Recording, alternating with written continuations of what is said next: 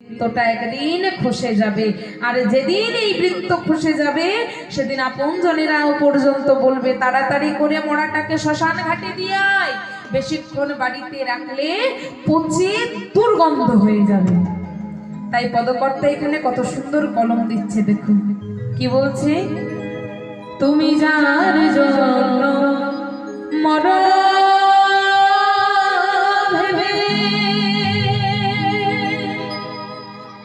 বলো সে কি তোমার সঙ্গে যাবে।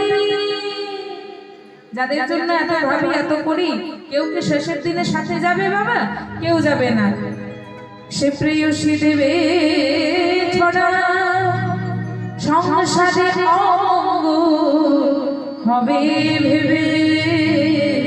দেখবেন যখন কেউ মারা যায়, ওই মরাটাকে শ্মশান ঘাটে নিয়ে যাওয়ার পরে পুরো বাড়িতে আবার গঙ্গা জল গোবর জল ছেটানো হয়। কেন? বাড়িটা যাতে শুদ্ধ হয়, পবিত্র হয়। তাই বলছে সে প্রেয়সী দেবে ছড়া সংসারে অঙ্গ হবে ভেবে। তাই ভেবে দেখ মনে কেউ কারো মিছে ভ্রম ভ্রমণ্ডলে